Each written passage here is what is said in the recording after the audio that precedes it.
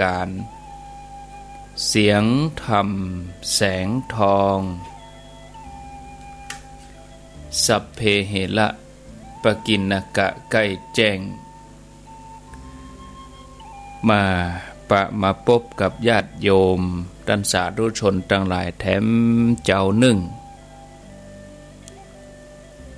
ตอนรับปรุ่งอรุณวันใหม่หลายท่านก็ตื่นกันขึ้นมาพร้อมกับบรรยากาศที่เย็นสบายเนื่องจากว่าแต่คืนนี้มีฝนตกลงมาช่วยให้ความร้อนนั้นทุเลาเบาบางผ่อนคลายไปฝุ่นกามลพิษก็ลดลงอากาศก็ดีขึ้นตื่นเจ้าขึ้นมาก็รับธรรมะเปิดวิทยุฟังรายการนี้ดำเนินรายการโดยอัตมภาพพระครูอภิวัฒนวิกรมวัดปากตังเจริญตำบลดอยหล่ออำเภอดอยหล่อจังหวัดเชียงใหม่เมื่อมาปะกันแล้วบ่ฮือได้ขาดแคลวเสียเวลาเจิญพ่อแม่ศรัทธาญาติโยมท่านทั้งหลายได้ไหว้พระเพื่อความเป็นสิริมังคละเป็นมงคลกับตนกับตัวกับครอบครัวกับบ้านกับจองกับหอกับเฮือนพร้อมแล้วไหว้พระพร้อมกันอะระหังสัมมาสัมพุทโธภควาพุทธังภควันตังอภิวาเทมิสวากขาโตภควตาธัมโมธัมมังนัมมัสสามิสุปฏิปันโนภควโต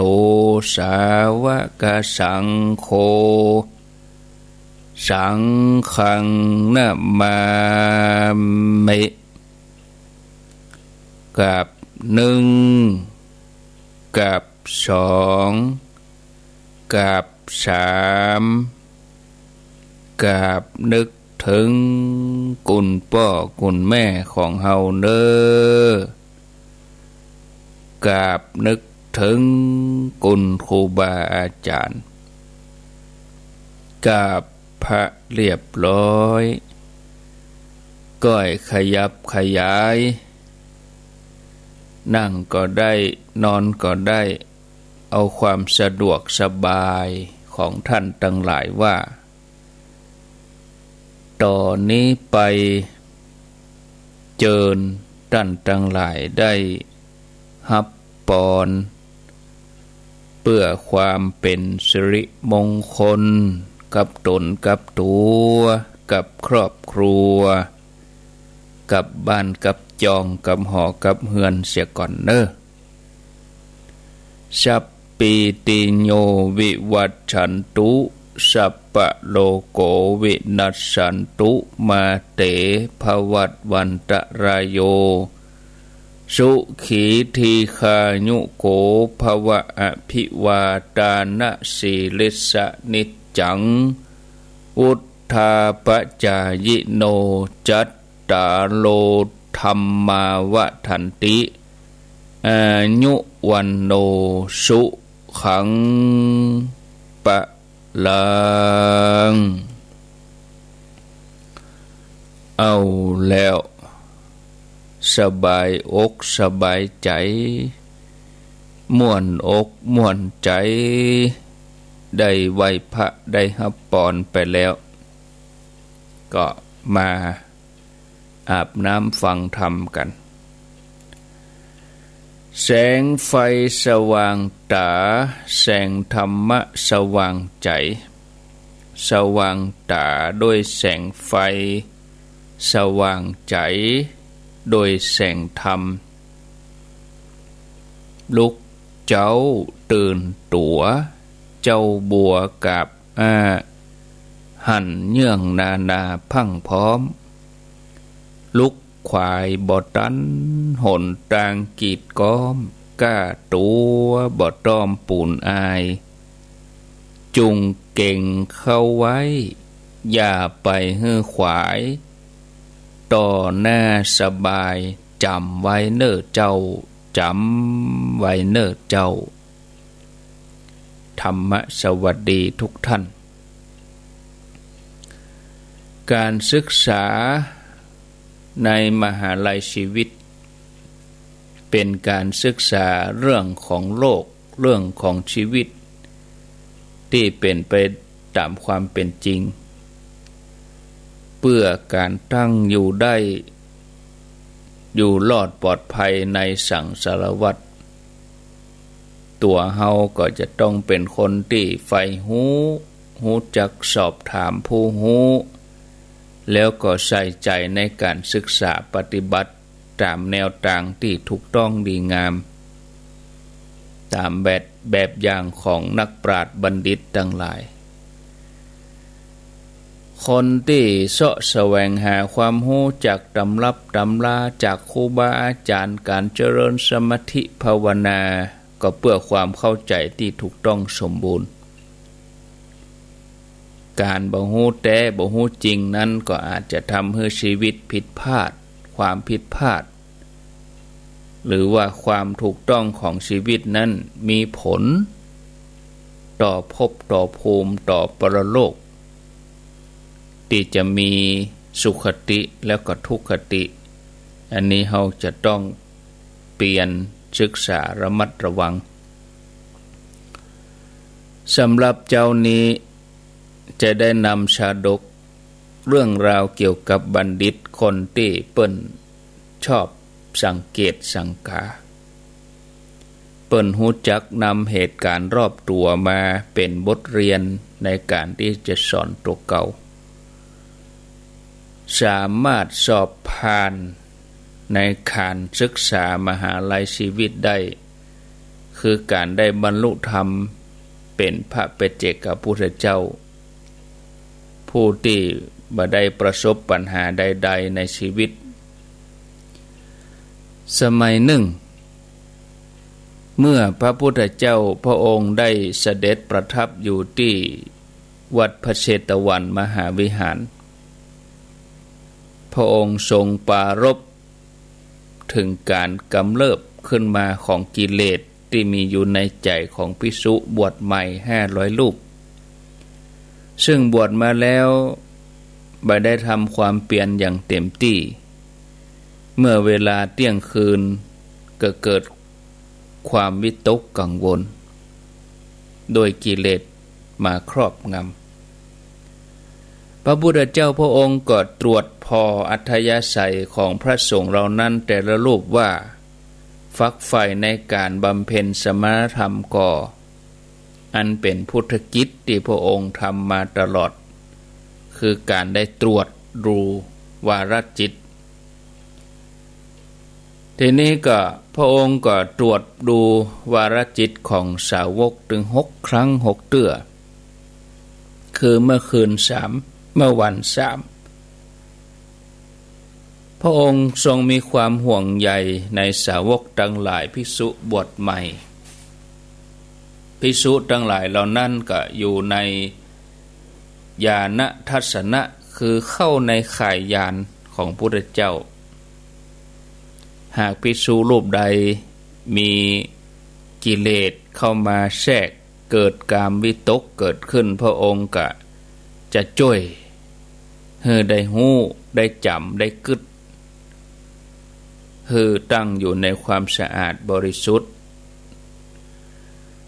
เที่ยงคืนวันหนึ่งขณะที่พระองค์กำลังตรวจพอวาระจิตของพระสงฆ์ที่วัดพระเชตวันพระองค์ทรงรู้ว่า กามวิตกของภิกษุบวชใหม่กำลังกำเริบเกิดขึ้นมาพระองค์ดำริว่ากิเลสนี้เมื่อฟุ้งขึ้นมาในใจของภิกษุบวชใหม่จักขัดขวางบ่ให้ได้บรรลุอรหันต์พระองค์ก็ทรงเสด็จออกจากคันธกุฏีรับสั่งให้พระอานนท์เถระไปตีละกังยามดึกเลยเพื่อประชุมสงฆ์พระอานนท์ก็ไปตีละกังตามพุทธบัญชาเมื่อภิกษุมาประชุมกันที่โรงธรรมสภาแล้วพระองค์ก็เสด็จประทับนั่งพุทธอาฏพระองค์ตรัสสอนภิกษุทั้งหลายโดยจิตเมตตาว่าดูก่อนภิกษุทั้งหลายภิกษุบ่ควรเป็นไปในอำนาจกิเลสที่บังเกิดขึ้นในใจเพราะเมื่อกิเลสเจริญขึ้นมาใหญ่ขึ้นมากิเลสนี้ย่อมให้ความพินาศธรรมดาเมื่อกิเลสมีประมาณน้อยเกิดขึ้นภายในใจภิกษุควรขจัดออกไปบ่ให้มันมีเจือบ่ให้มันเหลือเศษเพราะกิเลสนั้นแม้เล็กน้อยแต่อันตรายเหมือนดังไฟบัณฑิตในการก่อนทำปัญจกะโพธิญาณให้บังเกิดขึ้นเพราะอาศัยการข่มกิเลสเพียงเล็กน้อยแล้วอาศัยความเป็นคนช่างสังเกตเหตุการณ์รอบตัวจากนั้นพระองค์ก็ทรงนำเรื่องในอดีตตรัสเล่าให้ภิกษุทั้งหลายได้ฟังดังต่อไปนี้ว่าในอดีตการเมื่อพระเจ้าพมทัตของราชสมบัติอยู่ที่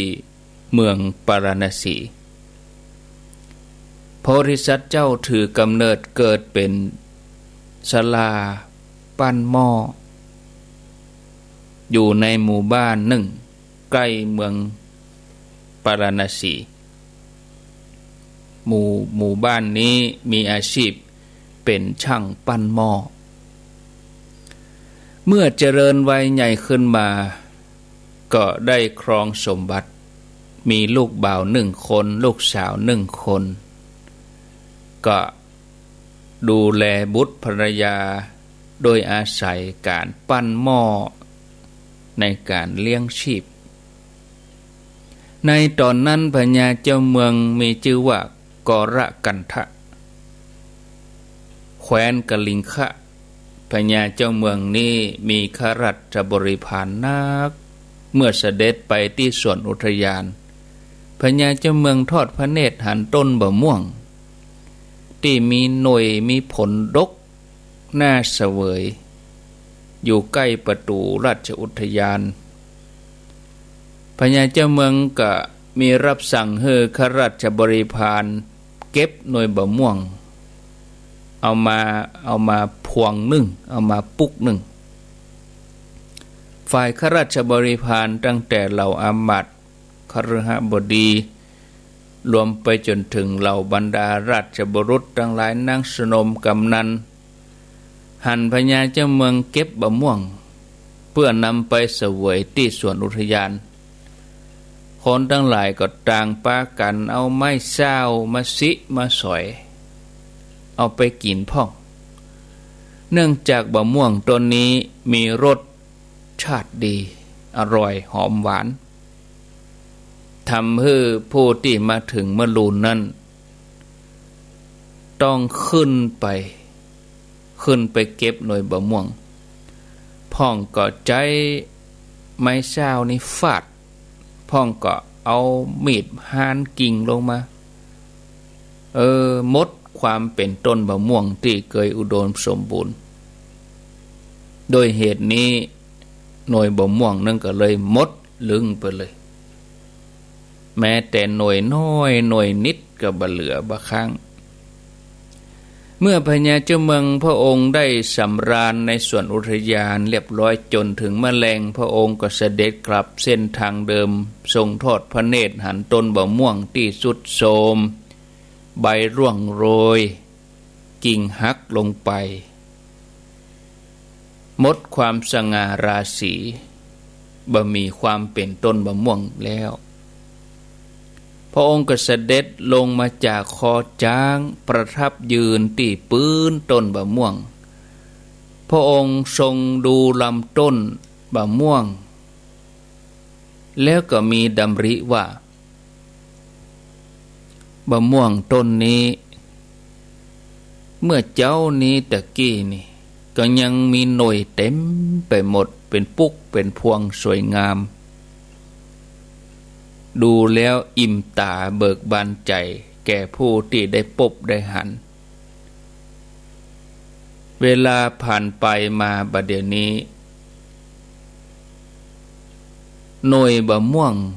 โดนเก็บไปหมดแล้วกิ่งก็หักต้นก็สุดโทรมใบก็ลุดล่วงโรยลุ่งลิ่งบ่น่าดูบ่สวยงามเมื่อพญาเจ้าเมืองพระองค์ทรงทอดพระเนตรต้นบะม่วงเรียบร้อยก็ไปพอต้นอื่นต้นบะม่วงที่บ่มีหน่วยบ่มีผลก็ยืนสง่างามพระองค์ทรงทำต้นบะม่วงที่มีหน่วยนั้นพิจารณาว่าต้นไม้ต้นนั้นยืนสง่างามต้นที่บ่มีหน่วยยืนได้สวยงาม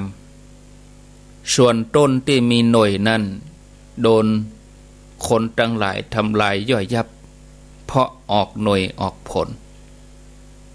แม้ราชสมบัติที่เฮากำลังปกครองอยู่นี้ก็ดีเหมือนเดียวกันกับต้นบะม่วงที่มีหน่วยมีผลส่วนการบวชบรรพชาก็คงจะเหมือนกับต้นไม้ที่บ่มีหน่วยบ่มีผลผู้มีทรัพย์นั่นแหละจะมีภัยเฮาควรจะทำตัวเหมือนต้นบะม่วงที่บ่มีหน่วยพระองค์หันไตรลักษณ์หันอนิจจังทุกขังอนัตตาเจริญวิปัสสนาจนได้ปัจเจกโพธิญาณลำลึกนึกว่าบัดนี้เฮาได้ทำลายการปฏิสนธิในภพทั้งสามตัดขาดแล้วส้วมอันเป็นแหล่งอุจจาระคือสงสารทั้งหลายเฮาได้ล้างชำระสะอาดแล้วทะเลแห่งน้ำตาเฮาได้วิดแห้งแล้วกำแพงกระดูกนั้นเฮาพังทลายหมดเฮาจะบ่มีการปฏิสนธิอีกต่อไปขณะที่พระองค์กำลัง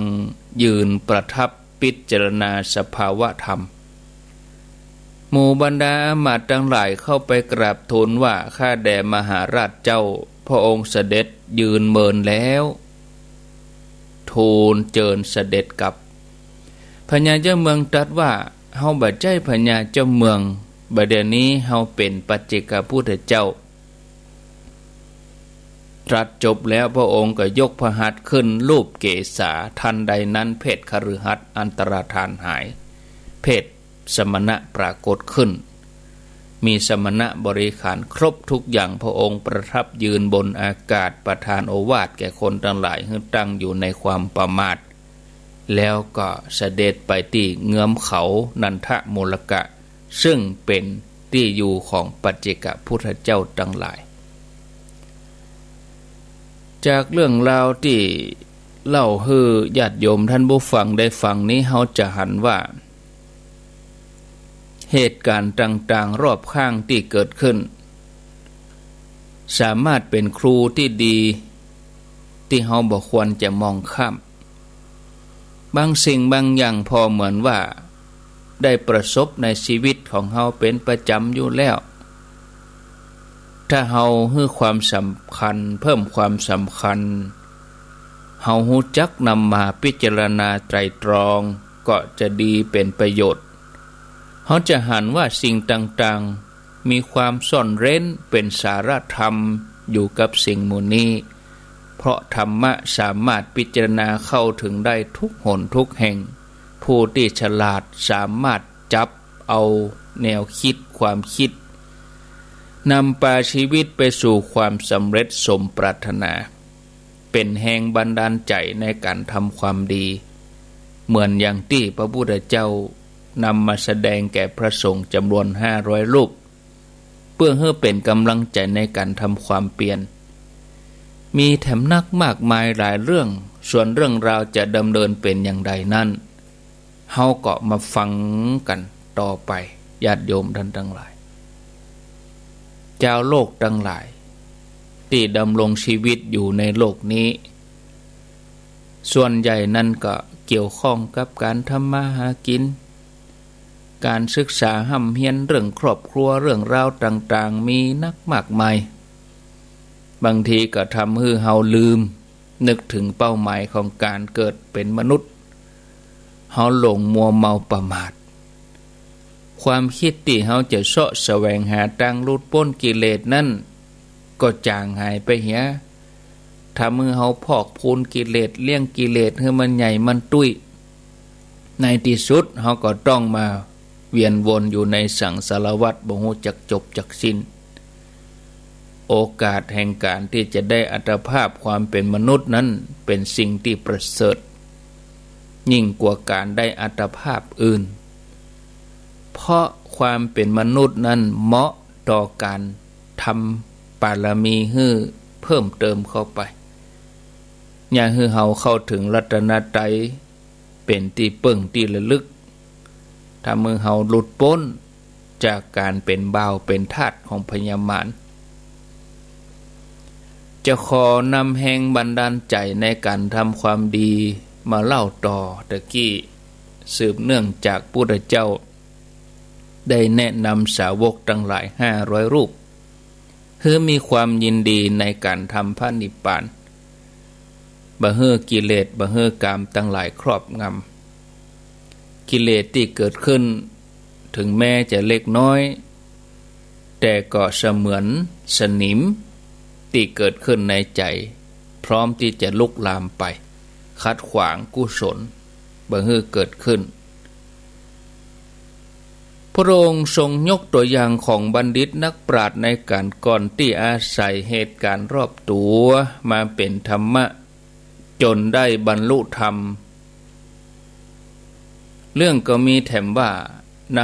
อดีตมีพญาเจ้าเมืององค์หนึ่งมีนามว่าพญาเจ้าเมือง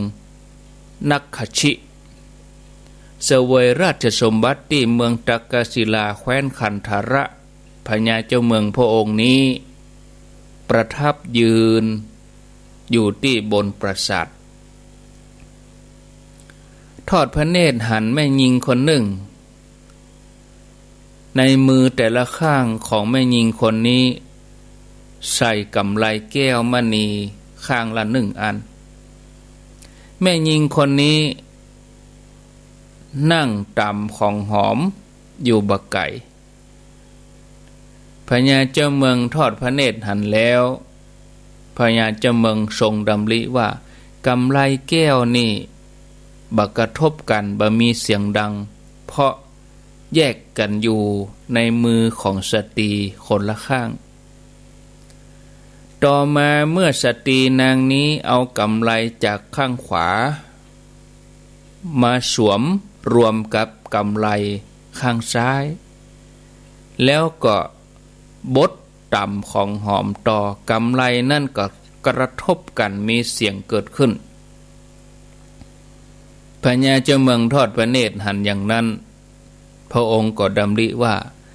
กำไลแขนนี้เมื่ออยู่คนละข้างบ่มีทางกระทบกันเมื่อเคลื่อนย้ายมารวมกันก็กระทบกันสัตว์ทั้งหลายก็อย่างเดียวกันถ้าว่าแยกกันอยู่ก็จะบ่มีเสียงบ่ทำร้ายกันเมื่อมีคน2 คนขึ้นไป3 คน4 คนก็มีเสียงกระทบกระทั่งกันมีการทะเลาะวิวาทกันเกิดขึ้นเพราะฉะนั้นตัวเฮาควรทำตัวเหมือนกำไลแขนข้างเดียวก็บ่ควรจะไปกระทบกระทั่งกับไผเมื่อนั่งพิจารณาอย่างนี้พญาเจ้าเมือง ทรงยึดการกระทบกันของกำไรมาเป็นอารมณ์พิจารณาเข้าถึงธรรมเจริญวิปัสสนาจนในที่สุดก็สำเร็จปัจเจกโพธิญาณเนี่ยญาติโยมทั้งหลายที่เมืองมิถิลานครขณะที่พระเจ้านิมิราชประทับยืนทอดพระเนตรถนนต่างสีหบัญชรก็คือต่างป้องต่างหน้าต่างทรงหันฝูงนกกำลังลุมจิกตีเหยี่ยวตัวเดียวเพื่อเยื้อแย่งชิ้นเนื้อเมื่อเหยี่ยวนี่ทนต่อการลุ่มของนกบ่ได้ก็ละทิ้งชิ้นเนื้อนั้นนกตัวอื่นก็กาบชิ้นเนื้อนั้นไปหมู่นกที่เหลือก็ปากันติดตามลุมโดยจิกตีเมื่อไปถึงต่างก็ลุมจิกตีนกตัวนั้นเพื่อจะแย่งชิ้นเนื้อนกตัวนั้นจำเป็นต้องปล่อยไปหากชิ้นเนื้อถูกนกตัวใดกาบไปนกทั้งหลายก็จะลุมไป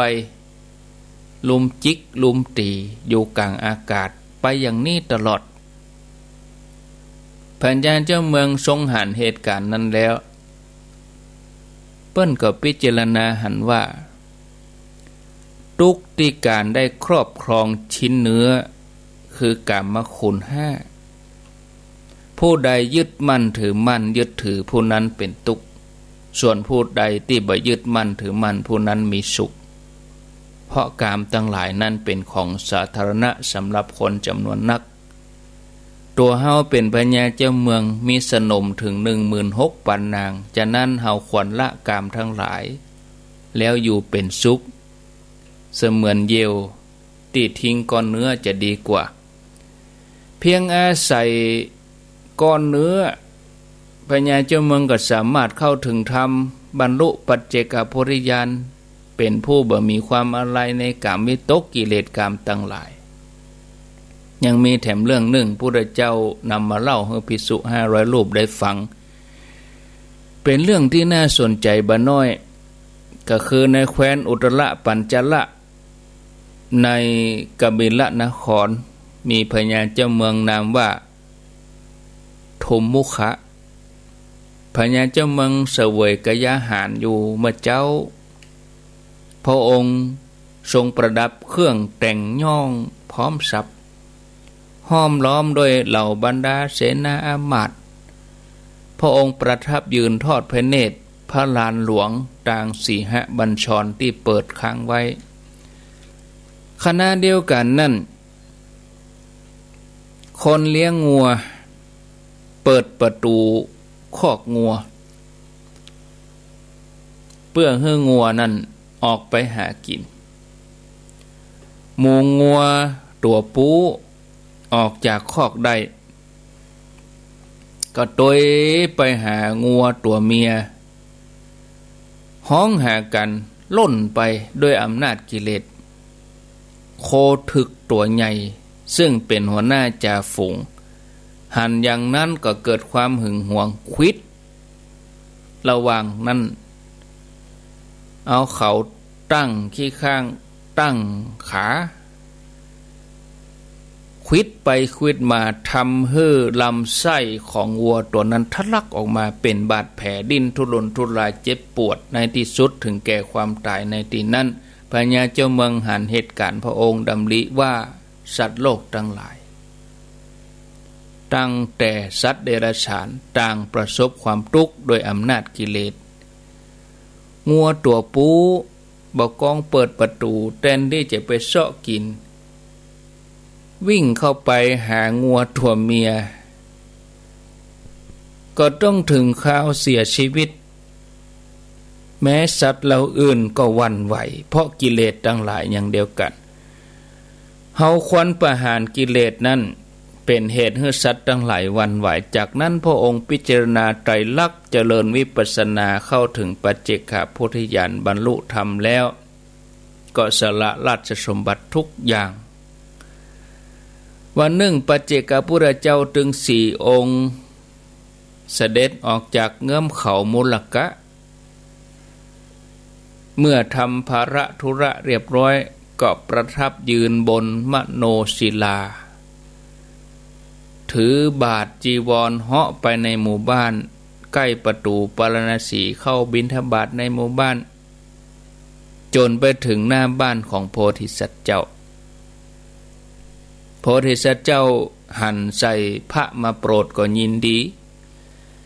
ก็ได้อาราธนาคือเข้าไปประทับในบ้านถวายภัตตาหารอันประณีตหลังจากนั้นก็ทูลถามว่าข้าแด่พระองค์ผู้เจริญอินทรีย์ของท่านยังมาผ่องใสผิวพรรณพุทธพองท่านทั้งหลายหันอันยังเป็นอารมณ์ถึงได้บวชปัจเจกพุทธเจ้าทั้งหลายถึงสี่หูว่าบุคคลนี้เป็นนอเนื้อพุทธทางกุลก็เลยตรัสบอกแห่งบันดาลใจในการออกบวชของแต่ละท่านโพธิสัตว์เจ้าฟังแล้วก็สอนตัวเก่าว่าปัจเจกพุทธเจ้าทั้งหลายสละสมบัติบยินดีในกามคุณเพราะดันได้เสวยสุขจากการบรรพชาเมื่อพิจารณาสอนตัวเองอย่างนี้แล้วท่านก็อำลาครอบครัวไปบวชเป็นดาบสบำเพ็ญปฏิบัติอยู่ในป่าเมื่อละจากโลกก็ไปสู่สุคติเป็นที่ไปเมื่อพระองค์ได้ทรงตรัสเล่าเรื่องอดีตของบัณฑิตในการก่อนให้ภิกษุทั้งหลายได้ฟังแล้วพระองค์ก็สอนภิกษุให้ยินดีในการเข้าถึงพระนิพพานเมื่อกายออกจากกามแล้วก็ให้ใจออกจากกามตยบ่ดีให้กามกิเลสทั้งหลายครอบงำจิตใจทำตัวให้เหมือนไม้แห้งที่อยู่บนบกเมื่อนำมาสีกันก็ติดไฟใจต้องสะอาดบริสุทธิ์ผ่องใสบ่มีกิเลสกามพร้อมที่จะรองรับธรรมะขององค์พระสัมมาสัมพุทธเจ้าเมื่อภิกษุทั้งหลายถึง400 รูปพิจารณาปล่อยใจไปตามกระแสธรรมในที่สุดบรรลุเป็นอรหันต์ทั้งหมดท่านผู้ฟังเขาจะหันว่าเหตุการณ์ต่างๆ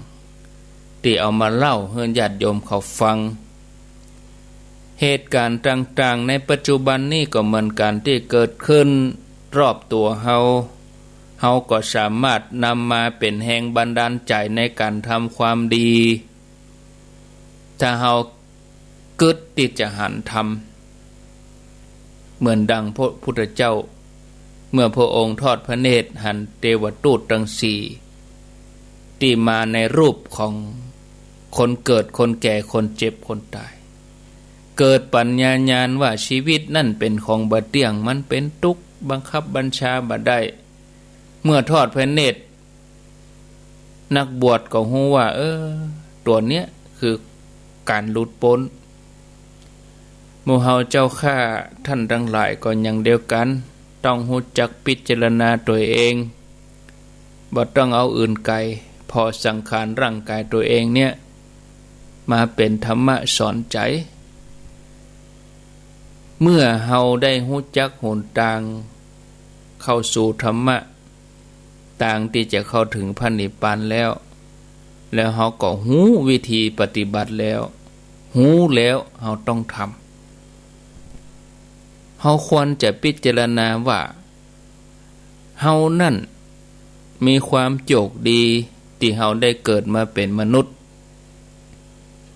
เฮาได้พบพระพุทธศาสนาขาดเพียงแต่ว่าความเปลี่ยน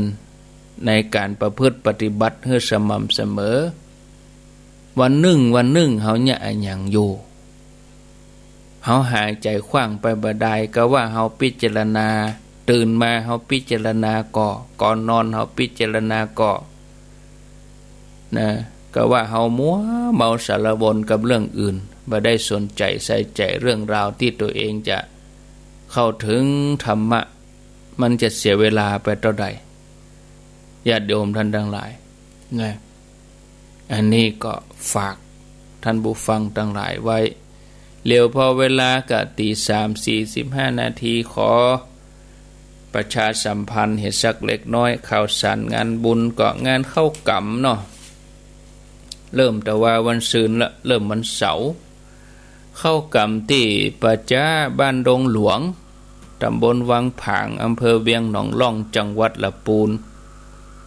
ระหว่างวันที่6 ถึงวันที่11กุมภาพันธ์เปิ้นซ่อมแซมของปอนแปลงที่อาบน้ำศพแล้วเปิ้นจะตานเมนใหม่ที่สุสานป่าช้าบ้านดงหลวงวังผางเวียงหนองล่องก็แต่ละคืนก็มีเทศทุกคืนบึดเมื่อคืนอาตมาจะไปที่ป่าช้าบ้านดงหลวงวันจันทร์ที่8เนาะก็ขอเจริญปอนเจิญแถมงานหนึ่งก็อันนี้งานพระราชทานเพลิงศพงานพระราชทานเพลิงศพหลวงปู่บุญมาพระครูโสพลสารคุณวัดกิวแลป่าเป้าตำบลบ้านกาดอำเภอแม่วางกันกิวแลป่าเป้านี่อำเภอแม่วางเปิ้นจะอาราธนาศพโรงนอนปราสาทนกหัสดีลิงกะวันนี้วันที่8วันจันทร์แล้วพระราชทานเพลิงศพวันที่14กุมภาพันธ์ประชาสัมพันธ์ญาติโยมทั้งหลายอยู่ใกล้อยู่หิมเนาะตั้งแต่วันที่8ถึง14ก็ที่วัดกิวแลป่าเป้าเนอะทุกคืนมีฟังเทศตลอดทุกคืนก็จะมาไปวันที่10เนี่ยวันที่10กุมภาไปบรรยายธรรมเนาะที่วัดกิวแลป่าเป้าที่11เมื่อคืนนั่นก็ปุ่นงานปฏิบัติธรรมของสมณเณรวัดป่างิ้วอำเภอเวียงป่าเป้ากิวแลป่าเป้าแล้วอัน11นั่นก็เวียงป่าเป้าเนาะก็เชิญชวนเด้อศรัทธาญาติโยมดังแม่แจ่มเพิ่นก็มีงานทำบุญพระราชทานเพลิงศพพระครูวิโรธพดุงศาสตร์อดีตเจ้าวาดวัดแม่ปาน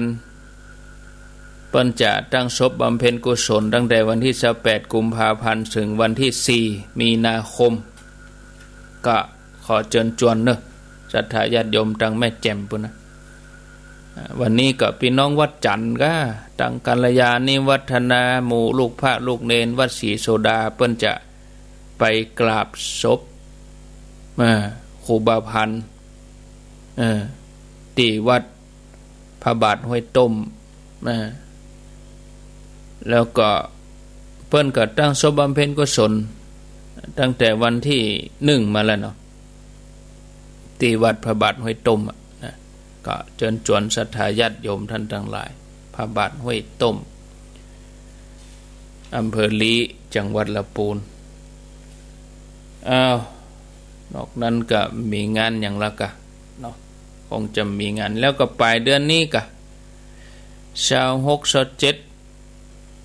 งานตัดลูกนิมิตผูกพัทธสีมาวัดวังดินตำบลขวงเปาอำเภอจอมทองจังหวัดเชียงใหม่26นั้นเพิ่นจะมีการเจริญพุทธมนต์สวดมนต์ตันแมลงพุทธาภิเษก27แม่เจ้า27แล้วก็มีกิจกรรมตลอดทั้งวันนะแล้วก็ตอนบ่ายก็ตัดไหวลูกนิมิตผูกพัทธสีมาวัดวังดินตำบลขวงเปาอำเภอจอมทองแจ้งประชาสัมพันธ์ความจริงที่อื่นเปิ้นก็มีนะวัดอื่นๆงานที่อื่นก็มีเปรอะปะเตอแต่เนื่องจากว่าข้อมูลบ่มีในมือก็เลยบ่ได้เอามาให้ญาติโยมเขาทั้งหลายได้ฟังต่อไปนี้ก็เปลี่ยนบรรยากาศจะเดียวก็จะได้ฟังธรรมะภาคภาษาไทยใหญ่โดยตุลุงโอเนาะอาตมาก็อยู่ถึงเวลาตี 4แต่ว่าแม่เจ้าบ่ได้มาสักกรรมกับญาติโยมเขาก็ฟังเทศธรรมะไปมันก็เปลี่ยนกันพ่องเนาะสลับวันกันวันนี้มาวันพุธก็มาก็วันใดบ่ได้มาก็มันต้องโทรหากันเนอะญาติโยมก็บ่อย่างก็อย่างอย่างแรกก็คือรับลืมตื่นอย่างที่2ก็พักผ่อนเนี่ยค่ะบางทีถ้าเฮาบ่ได้พักผ่อนหลายวันมันสะสมเนาะเฮาได้พักเห็นหน่อยอย่างแควนแต่ว่านี่มันอย่าง6 โมงเกิงรับเลยเข้ารายการเห็นนิ้วเดียวแต่ว่านี่แมลงจะเข้ารายการที่